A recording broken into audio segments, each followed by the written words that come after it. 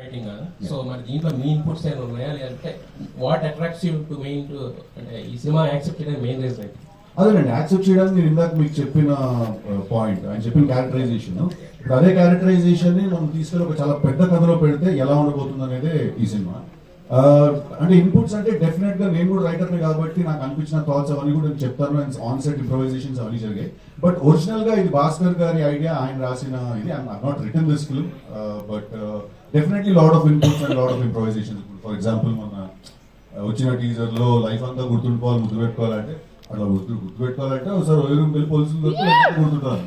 ఇలాంటి చిన్న చిన్న ఇంప్రొవైజేషన్స్ నా స్టైల్లో కొంచెం ఎక్స్పెక్ట్ చేస్తారు కాబట్టి చేశాను. వైష్ణవి అంటే బేబీ తోటి మీరు ఆ క్యారెక్టర్ లో నటించమంటే జీవించినంత పని చేశారు. దాంతో ఏంటంటే చాలా మంది ఆ క్యారెక్టర్ తో పాటు అంటే మీకు అలాంటి ఒక ఇమేజ్ కూడా అంటగట్టేశారు. సో మరి ఈ సినిమా మీకు ఆ ఇమేజ్ ఏదైతే ఉందో, ఆ బేబీతో వచ్చిన ఇమేజ్ ఏదైతే ఉందో దానికి ఒక చేంజ్ ఓవర్ కింద ఉంటుంది అనుకుంటున్నారా? మీకు ఎలాంటి ఈ సినిమా తర్వాత ఎలా ఉండబోతుంది? బేబీ తర్వాత ఏదైతే వచ్చిందో అది ఆల్మోస్ట్ బేబీ వరకేనండి. ఇది డెఫినెట్గా డిఫరెంట్ క్యారెక్టర్. దీని తర్వాత మేబీ ఇంకా కొత్త అప్రోచెస్ రావడం కానీ కొత్త క్యారెక్టర్స్లో నేను చేయడం కానీ వస్తుంది. So బేబీనే Jack. సిద్ధు గారు, బొమ్మరిల్ భాస్కర్ గారి డైరెక్షన్లో ఆరెంజ్లో ఒక స్మాల్ క్యారెక్టర్ చేశారు మీరు. అది ఇంపార్టెంట్ క్యారెక్టర్. బట్ ఇన్ని ఇయర్స్ తర్వాత మళ్ళీ ఆయన డైరెక్షన్లో లీడ్గా హీరోగా చేయడం అనిపించింది. అది ఒక గుడ్ గుడ్ అండి, మంచి. సో ఆయన ఈ స్టోరీ నరేషన్ చేసినప్పుడు మీ ఫీలింగ్ ఏంటి? అదే ఆరెంజ్ మెమోరీస్ ఏమైనా గుర్తొచ్చాయా? డెఫినెట్లీ మాట్లాడుకున్నాం చాలా. అప్పుడు మలేషియాలో జరిగింది, ఆస్ట్రేలియాలో జరిగింది అని చెప్పి పాత జ్ఞాపకాలే కానీ తీపిగా సార్, ఈ సినిమాలో సిద్ధుకి ప్రకాష్ రాజ్ గారికి మధ్యలో చాలా మంచి ఇంపార్టెంట్ సీన్స్ ఉన్నాయని అందరు చెప్తున్నారు. ఎలా ఉండబోతుంది? చూసారా రషెస్ మీద? చూసాం.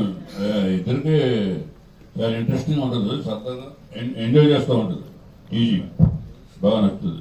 షూట్ ఎంతవరకు వచ్చింది సార్? ఇంకెంతవరకు షూట్ ఎంతవరకు అయింది సార్? అయిపోయింది కదా, అయిపోయింది షూటింగ్. రిలీజ్కి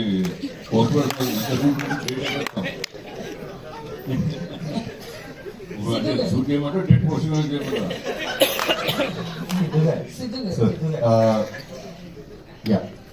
సిద్ధు గారు,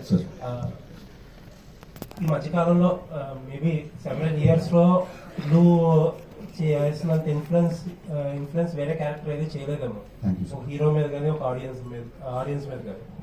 బట్ అవుట్ ఆఫ్ సిద్ధు వస్తున్నారు మీరు. ఆడియన్స్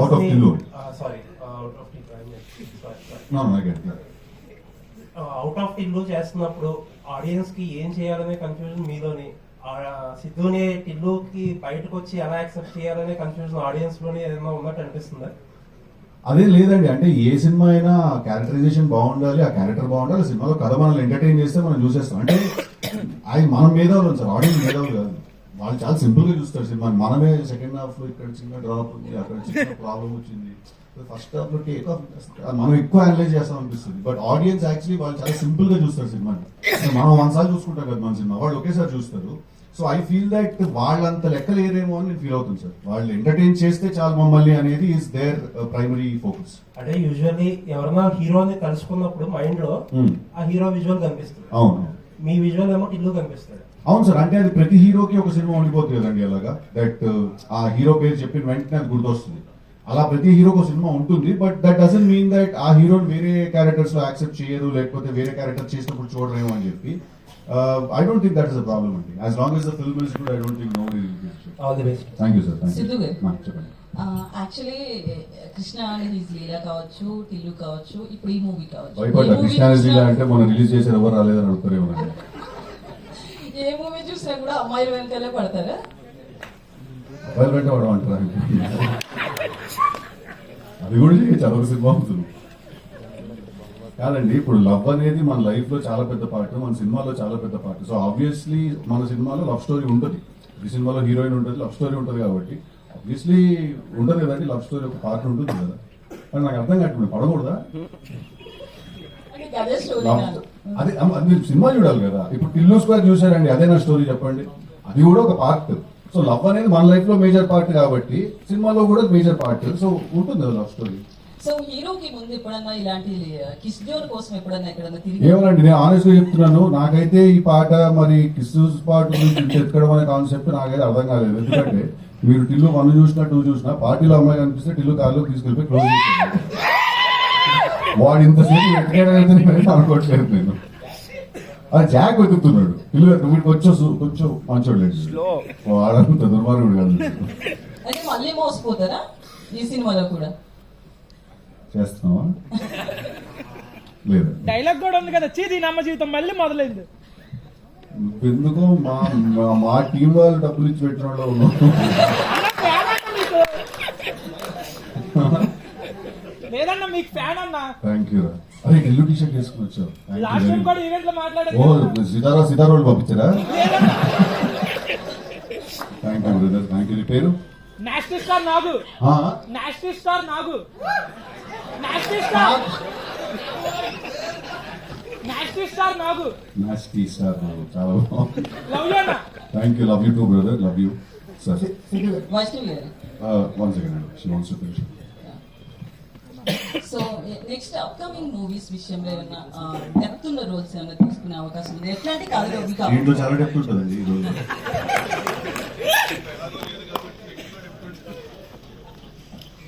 ఇందులో కూడా చాలా డెప్త్ ఉందండి ఆ films.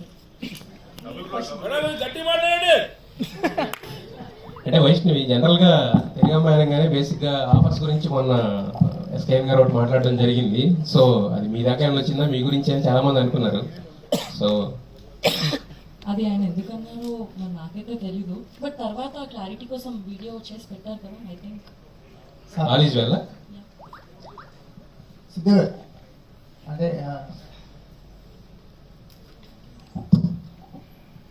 Sir template breaking characterisations కానీ టెంప్లెట్ బ్రేకింగ్ రైటింగ్ కానీ ఈ సినిమాలో చూస్తుంటా. అంటే మీ యూఎస్బీ అదే ఫస్ట్ నుంచి మిమ్మల్ని బాగా ఇష్టపడడానికి కారణం అదే. ఈ విషయానికి జాక్ విషయానికి వచ్చేసరికి టెంప్లెట్ బ్రేకింగ్ ఏం జరిగింది? ఏం జరగలేదు, టెంప్లెట్లోనే ఉంటుందా? టెంప్లెట్ లో ఉండొచ్చు, కానీ it is that film that every one can watch. మీరు ఎలా అట్రాక్ట్ అయ్యారు? అంటే మీకు యూజువల్ గా ఉండే స్టోరీస్ కంటే కొంచెం ఆ క్యారెక్టరైజేషన్ అండి నాకు అదే చాలా ఇంట్రెస్టింగ్ అనిపించింది. అంటే ఒక పని చేయడం ఇంపార్టెంట్, కానీ ఆ పని ఎలా చేయడం అనేది కూడా చాలా ఇంపార్టెంట్. ఎందుకంటే మనకు ఒక పద్ధతి ఉంటుంది, మనకి ఇన్స్టింక్ట్ ఒకటి చెప్తూ ఉంటుంది, ఓకే ఇది ఇలా చేయాలి, ఇది ఇలా చేస్తే వర్కౌట్ అవుతుందని. బట్ ప్రపంచం అంతా అది అలాగా ఇలా చేయాలని చెప్తూ ఉంటారు. సో ఆ క్యారెక్టరైజేషన్ చాలా ఇంపార్టెంట్. మీకు చేంజ్ ఓవర్ ఎంత చేంజ్ ఓవర్ గా ఉంటుంది యాక్చువల్లీ నాకు చేంజ్ ఓవర్ కన్నా కూడా నాకు రెస్పాన్సిబిలిటీ తక్కువ ఉంది సార్ ఈ సినిమాలో. ఎందుకంటే భాస్కర్ గారు రైటింగ్ అండ్ ఆయన story is the major highlight of the film. నేను ఒక క్యారెక్టర్ ఈ సినిమాలో. టిల్లుకున్నంత రెస్పాన్సిబిలిటీ నాకు లేదు, ఎందుకంటే టిల్లు ఏంటంటే ఏ ఉండదు, వాడి నుంచి నవ్విస్తాడు చూడండి అన్నట్టు ఉంటుంది. సో అది నాకు చాలా స్ట్రెస్. 1 hour 45 minutes నేను నవ్వించాలనే స్ట్రెస్ నాకు ఉండింది. బట్ ఈ సినిమాకి అలా కాదండి, ఎంటర్టైన్ చేస్తూనే ఉంటాను, but at the same time there is a very big story that is happening. Vaishnavi garu, మీ క్యారెక్టర్ ఎంత రెస్పాన్సిబుల్, అంటే ఎంత స్టోరీని ముందుకు తీసుకెళ్ళడానికి మీ క్యారెక్టర్ ఎంతవరకు పొటెన్షియల్ క్యారెక్టర్ అనుకోవచ్చు? నేను యాక్చువల్లీ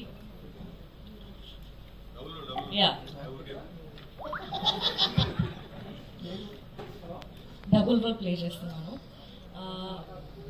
అలా అవ్వడానికి ఒక కారణం ఉంటుంది, అంటే 2 రోల్స్ ప్లే చేయడానికి ఒక మెయిన్ రీజన్స్ ఉంటుంది. ఆ రీజన్ చాలా ఎంటర్టైనింగ్గా చాలా ఇంట్రెస్టింగ్గా ఉంటుంది. అదే మొత్తం సినిమాలో ఎక్కువ స్పేస్ అండ్ ఇంట్రెస్టింగ్ ఉంటుంది.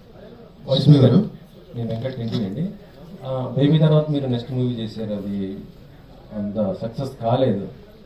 సో దీనిపైన ఎలాంటి కేర్ తీసుకున్నారు? అంటే ఒక హీరోయిన్కి నెక్స్ట్ ఒక ఫ్లాప్ పడ్డదంటే మళ్ళీ అవకాశాలు రావడం చాలా కష్టం కదా. సో దీన్ని ఎలా చూస్ చేసుకున్నారు? సార్ అంటే సినిమా సక్సెస్ కాకపోవడం అది అంటే నేను అంత ఆలోచించే మెచ్యూరిటీ అంటే ఎక్స్పీరియన్స్ లేదు సార్ ఇంకా నాకు. బేబీలో నేను ఈ క్యారెక్టర్ వర్క్ చూశాను, సెకండ్ సినిమాలో కూడా క్యారెక్టర్ వర్క్ చూశాను. అది నాకు చాలా ఇంట్రెస్టింగ్గా చాలా స్కోప్ ఉన్నట్టుగా అనిపించింది. ఇందులో కూడా నేను అదే చూశాను, నా క్యారెక్టర్ చాలా ఇంట్రెస్టింగ్గా చాలా స్కోప్ ఉంది అండ్ పర్ఫామ్ చేయడానికి నాకు చాలా ఎక్సైటింగ్ అనిపించింది. సో నేను మోస్ట్లీ క్యారెక్టర్ పైనే నేను సెట్ అవుతానా, నన్ను చూసుకోగలుగుతానా, నన్ను బాగా చేయగలుగుతాను దానిపైన ఫోకస్. బేబీ ప్రొడక్షన్స్లోనే మళ్ళీ మీరు ఆనంద్ గారికి సినిమా అన్నారు, కానీ మళ్ళీ ఇంతవరకు ఏం అప్డేట్ లేదు. అది అన్ఫార్చునేట్లీ అది ముందుకు వెళ్ళలేదు సార్. బట్ మేబీ ఫ్యూచర్లో ఇంకా ఏదైనా వస్తే I'm looking forward to do. I always had a great experience. So అంటే ఎస్కేఎన్ గారితో అంటే ఆ ప్రొడక్షన్ అయితే మీకు ఏది ఇబ్బంది లేదు కదా? ఉందని ఎవరు చెప్పారండి? అంటే మొన్న దాంట్లో కొద్ది సోషల్ మీడియాలో అయితే ఇదే వైష్ణవి గారిని ఇలా అన్నారు అనేసి ఇంత ఇదైతే అయింది. అదే చెప్తున్నాను, ఎవరిని అన్నారో మరి నాకు తెలియదు. బట్ ఏదైతే బయటకు వచ్చిందో న్యూస్, దానికి ఆన్సర్ చేయడానికి ఒక వీడియో చేసి పెట్టారు. ఐ థింక్ దాంతో ఆన్సర్ వచ్చేసింది. ఓకే.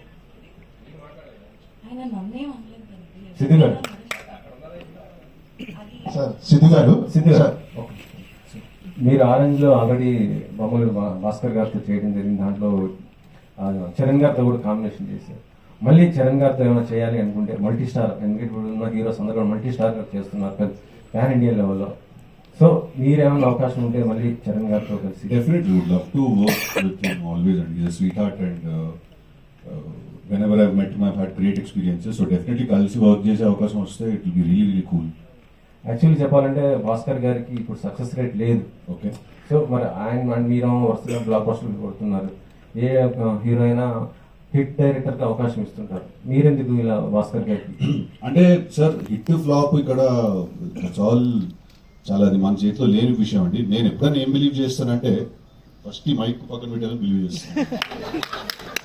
నేను ఏం బిలీవ్ చేస్తానంటే సార్ బేసిక్గా ఒక డైరెక్టర్ ఉండొచ్చు, యాక్టర్ ఉండొచ్చు, ఎవరైనా ఫిల్మ్ మేకర్ ఎవరైనా ఉన్నా కూడా వాళ్ళు హిట్ సినిమాలో తీస్తున్నారా ఫ్లాప్స్లో ఉన్నారా వాళ్ళు అనే దానికంటే ఎక్కువ ఇంపార్టెంట్ వాళ్ళకు ఒక సిగ్నేచర్ ఉందా లేదా అని సార్, వాళ్ళకు ఒక యూనిక్ స్టైల్ ఉందా లేదా అని. సో మీరు డెఫినెట్గా మీరు బొమ్మరిల్లు భాస్కర్ గారికి ఒక చాలా స్ట్రాంగ్ సిగ్నేచర్ ఉంది, ఆయనకు ఒక చాలా యూనిక్ వాయిస్ ఉన్నది, ఎవరు డినై చేయలేదు.